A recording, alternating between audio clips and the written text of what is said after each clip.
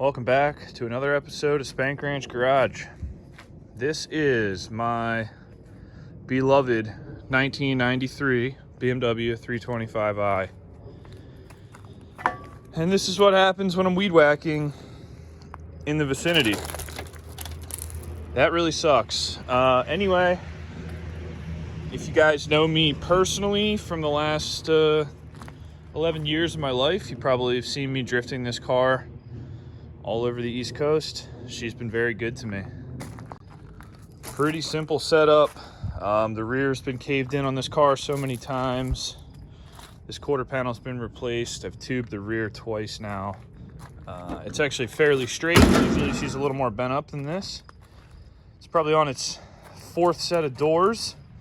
Anyway, pretty standard inside. 6-point cage. Built it myself. It's very tight. Very proud of the fitment of these cages. Done a couple E36s. This is the first one I ever did though. And then under the hood, what's left of the hood, that also needs to be replaced.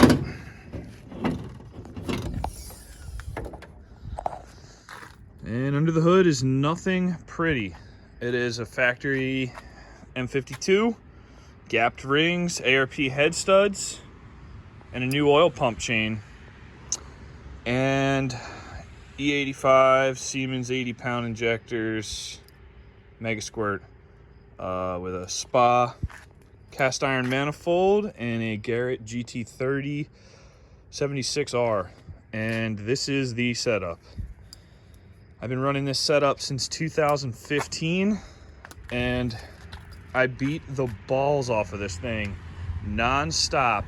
I can't even begin to calculate the amount of hours this engine has on the rev limiter at full load. It makes just about 400. It makes about 400 wheel horsepower, 400 foot-pounds of torque at 14 psi. At 21 psi, it makes about 490 horsepower. I don't remember the torque. I'll run it at 20 pounds on the street. When it's in kill mode, I run it at 14 pounds on the track, and it does excellent.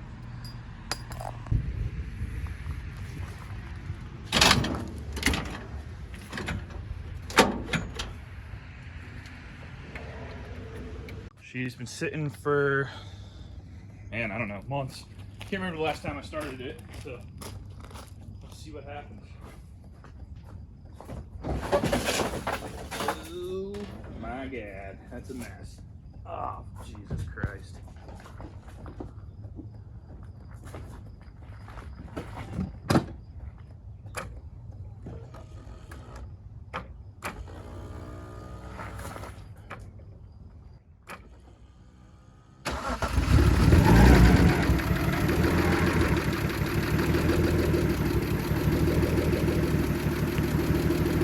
That's an honest to God cold start on year-old E85. She is ticking like crazy. These lifters are pissed. So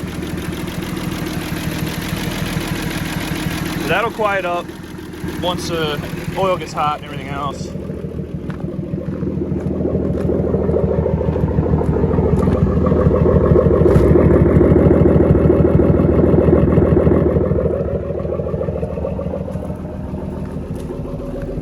Pillars falling off, glass everywhere.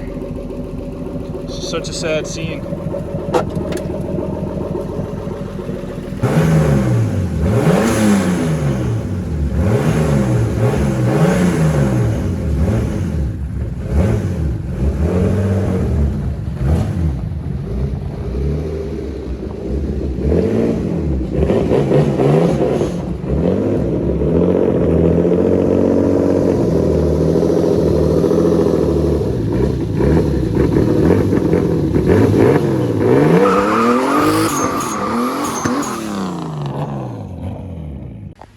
Just in time for the rain. She's in and ready to get some much needed and much deserved love. Keep the other projects outside now. My shop is absolutely bomb went off right now. I've just been running ragged project after project after project. I haven't had a chance to clean up. Got the rail buggy, the Jeep, customers' cars, my cars. just been insane these last couple weeks. Got to nut and bolt check these things every single event. Tons of play up here. Freaking lower coil over, things loose. Almost laughable. Whole control arm's falling out of the damn thing. Might be some steering play, but I can't even tell at this point because the arm's flopping around so bad. Yeah. All right, so the problem is, got these SLR brackets here and the bushing blew clean out the back of it. You'll feel that, especially, you know, breaking into corners and stuff at angle. It's not the best feeling out there, but it is what it is. I built these arms. These are like plus 3 inches. Got them super beefed up. They're doing all right. So this is like an SLR half kit. And then I make like 4 of these arms at a time, bring them to the track. That way I can just swap them out when I need to. Going to the back, also built all custom arms back here. These are totally from scratch rear uppers. These are built out of like quarter plate. They don't make these yet aftermarket, and I can't believe it. I would have greatly preferred to just buy them, but nobody makes them. So anyway, heim joints up here, you know, super beefcake all the way back. They do make these if you don't run coils up here and you run them over your shock, but I don't want to do that. So had to make my own. Also had to make my own of these because nothing was strong enough. These are also quarter plate, all reinforced and crap. Yeah, subframe's been broken 10 times. I've had to re-weld this whole thing up here, and I can't keep track of what subframe this is. There's been so many in this car. But anyway, quick shakedown. That seems like our project tonight, so no problem.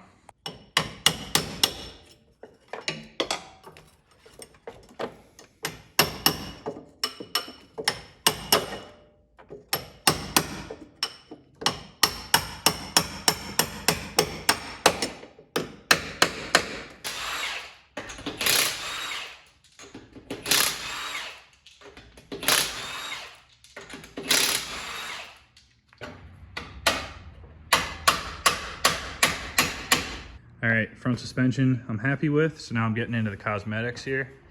Got a headlight inner, marker light, all the lights work. Headlight in this side. Got a buddy going out to see if he's got a marker light that I can jam in here.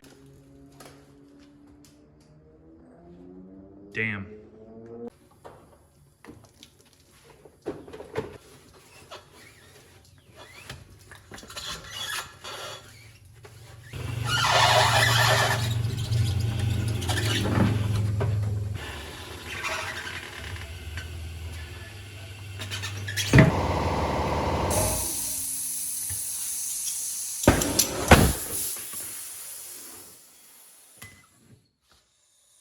Where is it?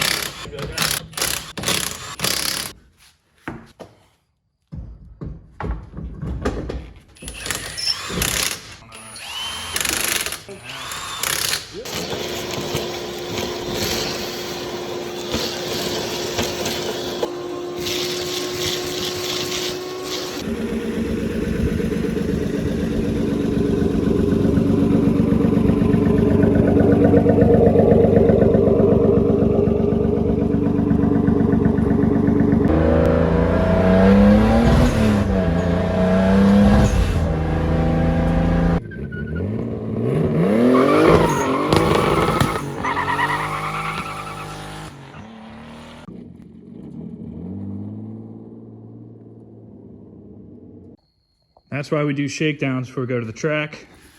This thing's running like crap. It's breaking up after 10 pounds. So let's figure out why that is. I'm betting there's water in the coil packs from sitting out in the snow all winter.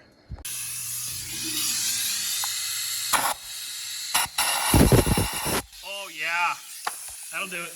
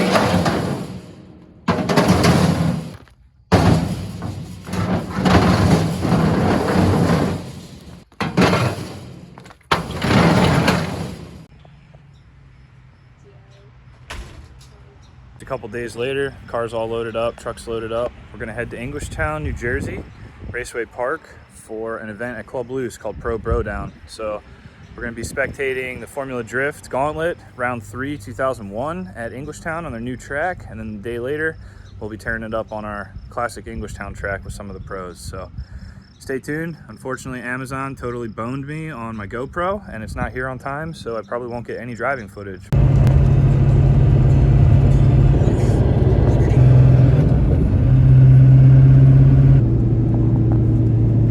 To Englishtown. We're gonna go drink some beers, watch FD go down, and then tomorrow we'll be on the track.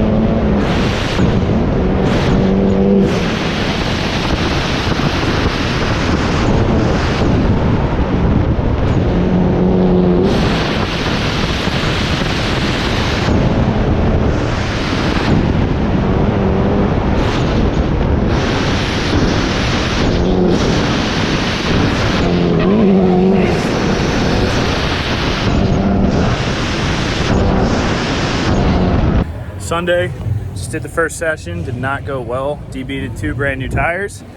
Run them at 24 pounds, but I keep hitting this bump and blowing it off. So I'm gonna run them up at 30, see if I can keep up with people and then go from there, but not a good start.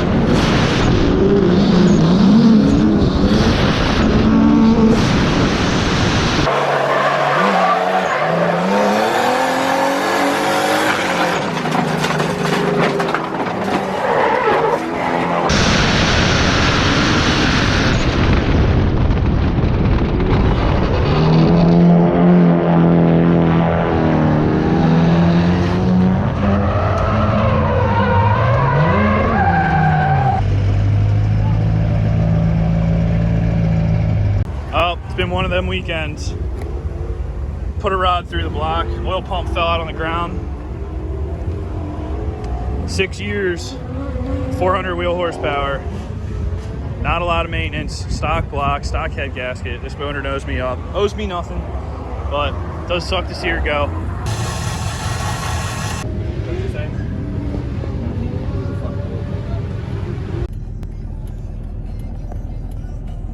We're out of here.